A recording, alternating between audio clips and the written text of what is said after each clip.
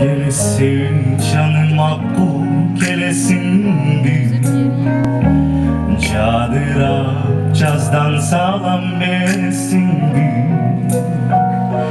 kıştı da cazı da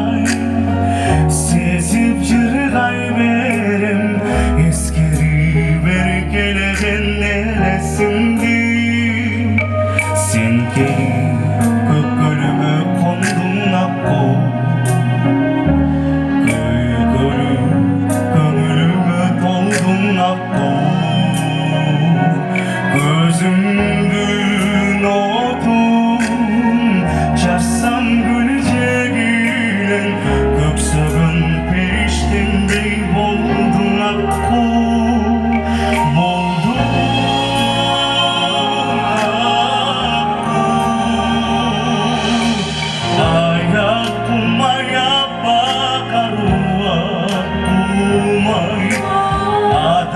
bakaydan çaktın ayak kumay bülbül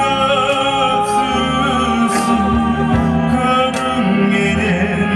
ümitler bitmez baktım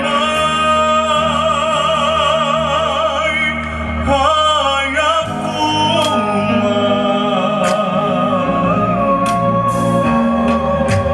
aku janjak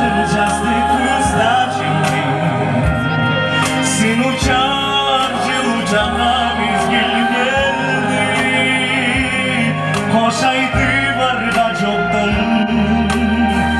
canım aku kılıyor candan bütkün sızday verdi ayak ummaya bakarua ummay adam bakaydan çaktın ayak ummay kalkılda uçun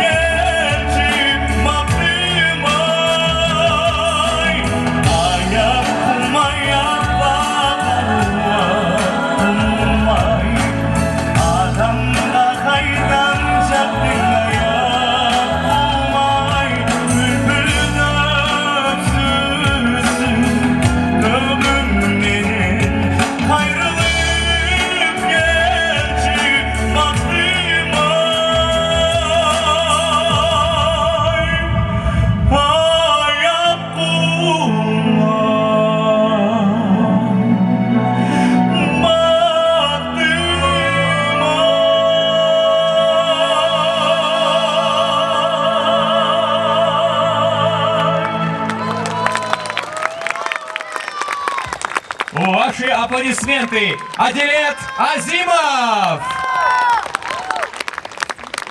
Я жду мою очаровательную соведущую, которая